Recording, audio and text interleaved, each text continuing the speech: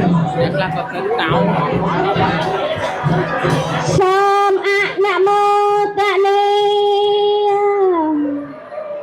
សូមអនុមោទនាបុណ្យសូមអនុមោទនានៅមហាកុសលខ្ញុំប្រកាសណាសូមគោរពអង្គកាយថ្វាយបង្គំចំពោះគុណកែទាំង3នៃព្រះត្រៃរតន៍ដោយសេចក្តីគោរពនិងសូមគោរពអង្គកាយថ្វាយបង្គំចំពោះ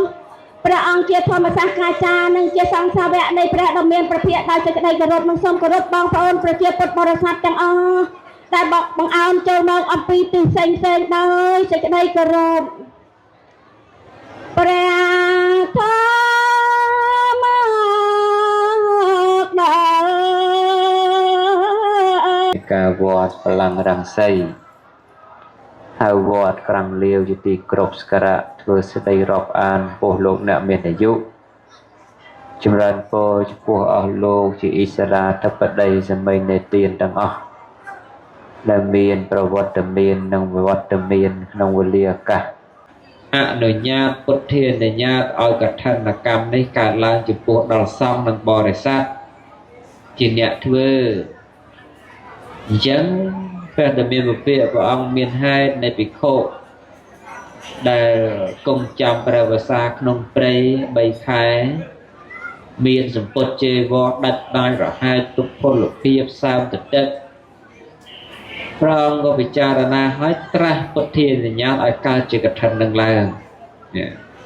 អញ្ចឹងបរិស័ទណាដែលបានធ្វើកឋិនឈ្មោះថាបានធ្វើទានតាមពុទ្ធដីកាបរិស័ទណាអ្នកធ្វើកឋិនបរិស័ទនោះឈ្មោះថាជាអ្នកត្រង់នៅពុទ្ធដីកា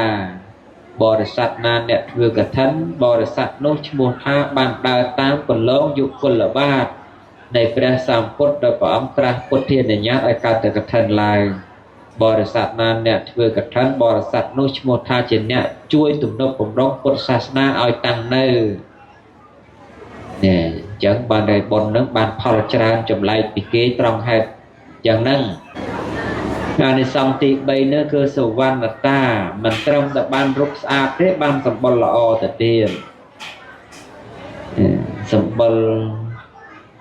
បើសិនជាខ្មៅក៏ខ្មៅដូចទឹកឃ្មុំអនាគតក្នុងប្រុសបើស្ត្រីទេរមែងបានជាភរិយានៃស្ដេចចក្រពត្តិណាអញ្ចឹងអានិសង្ស5យ៉ាងហ្នឹងទៀងអញ្ចឹងទៀងនឹងកើតចំពោះអ្នកធ្វើកឋិនអញ្ចឹងអស់លោកពុទ្ធបរិស័ទក្នុងថ្ងៃនេះសត្វអ្នកបានអានិសង្សត្រឡប់ទៅផ្ទះវិញហើយ5យ៉ាងហ្នឹងនេះមានចិនអង្គភ័យនឹងសន្តា